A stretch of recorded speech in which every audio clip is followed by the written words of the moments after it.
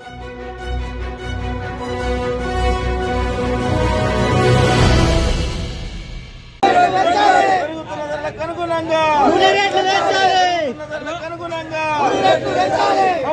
కార్మికుల ఐక్యత, హమాలి కార్మికుల ఐక్యత, హమాలి కార్మికుల ఐక్యత.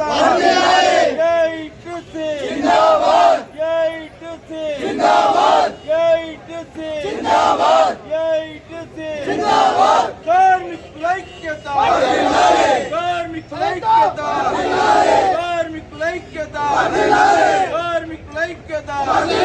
పెరుగుతున్న ధరలకు అనుగుణంగా, పెరుగుతున్న ధరలకు అనుగుణంగా, పెరుగుతున్న ధరలకు అనుగుణంగా, పెరుగుతున్న ధరలకు అనుగుణంగా. ఈ రోజు వరకు కూడా మేము ఆందోళన కార్యక్రమాలు చేస్తున్నప్పటికీ కూడా హోల్సేల్ వ్యాపారస్తులు ఇప్పటి వరకు స్పందించలేదు. పెరుగుతున్న ధరలకు అనుగుణంగా మా కూలీ రేట్లు పెంచవలసిందిగా గత సంవత్సరం కాలం నుండి మా అభ్యర్థనలు, మా విజ్ఞప్తన పత్రాలు అందజేస్తున్నాం. అయినప్పటికీ కూడా హోల్సేల్ కూరగాయల వ్యాపారస్తులు స్పందన రాకపోవడం బాధాకరం. ఇప్పటికైనా మీరు తక్షణమే స్పందించి మా హమాలి కూలీ రేట్లు పెంచడం కోసం ఒక సమావేశం ఏర్పాటు చేయవలసిందిగా హోల్సేల్ వ్యాపారస్తులను కోరుతా ఉన్నాం. అదేవిధంగా రైతు, ఆసామి, మారుబేరం చేసేటువంటి వాళ్ళకు కూడా విజ్ఞప్తి చేస్తూ ఉన్నాం. ఎందుకంటే వాళ్ళ సమస్యల పరిష్కారం కోసం వాళ్ళు ఏ విధంగా ముందుకు వస్తున్నారో అదేవిధంగా మీకు అనుగుణంగా మేము నిరంతరం 365 రోజులు మార్కెట్లోనే ఉంటూ ఈ మార్కెట్ పైన కూలి పని చేస్తే ఈ కూలి పైననే ఆధారపడి జీవించే మాకు ఇప్పటి వరకు కూలి రేట్లు పెరగకుండా మేము అసహనానికి గురవుతా ఉన్నాం.